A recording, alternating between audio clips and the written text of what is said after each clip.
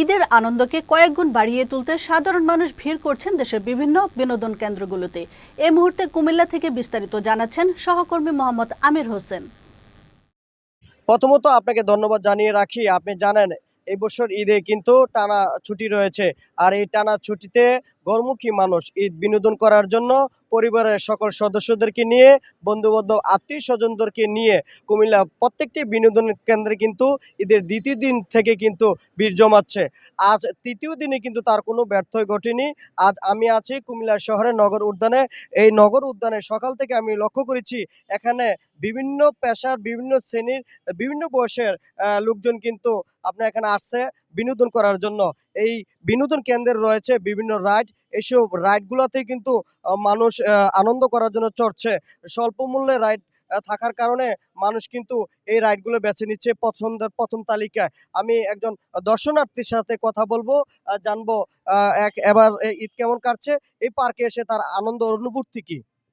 আলহামদুলিল্লাহ, এই পার্কে আসে অনেক ভালো লাগতেছে। অনেক বছর পর আমি এই পার্কে আসছি। আমি যখন ছোটবেলায় এই পার্কে এসে অনেক খেলাধুলা করছি, এই পার্কের এগুলাতে কিছু ছিল না। সেগুলো দেখার জন্য ফিরা আবার মনে করেন 15 বছর পরে আমি কুমিল্লাতে আসছি। আপনার আনন্দ অনুভূতি কেমন হচ্ছে? আলহামদুলিল্লাহ, অনেক ভালো হচ্ছে। বড় ভাইয়ের সাথে আসছি, বন্ধু বান্ধব নিয়ে আসছি। 15 বছর পর ঢাকা থেকে আবার করে সেই কুমিল্লাতে আসছি দেখার জন্য। অনেক ভালো লাগতেছে। আর এমন উন্নত দেখে আরো বেশি ভালো লাগতেছে।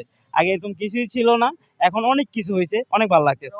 দর্শনার্থীদের নিরাপত্তার কথা চিন্তা করে এই বছর কুমিল্লা জেলা প্রশাসক, পুলিশ সুপারের পক্ষ থেকে কুমিল্লার ডর্জন খানেকের অধিক কিন্তু বিনোদন কেন্দ্র রয়েছে। এইসব বিনোদন কেন্দ্রের নিরাপত্তার কথা চিন্তা করে আর আইন শৃঙ্খলা রক্ষাকারী বাহিনীর বিভিন্ন সদস্যরা কিন্তু ঈদের দ্বিতীয় দিন থেকে এইসব কেন্দ্রগুলোতে কিন্তু নিরাপত্তা দিয়ে যাচ্ছে।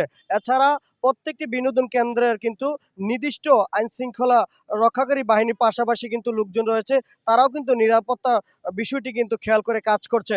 এছাড়া আপনাকে আরেকটি বিষয় জানিয়ে রাখি, সকাল থেকে কিন্তু বেলা বাড়ার সাথে সাথে এইসব বিনোদন কেন্দ্রগুলোতে কিন্তু দর্শনার্থীদের কিন্তু উচ্চপড়া ভিড় লক্ষ্য করা যাচ্ছে। তো এই ছিল কুমিল্লা বিনোদন ঈদ বিনোদনের সর্বশেষ পরিস্থিতি।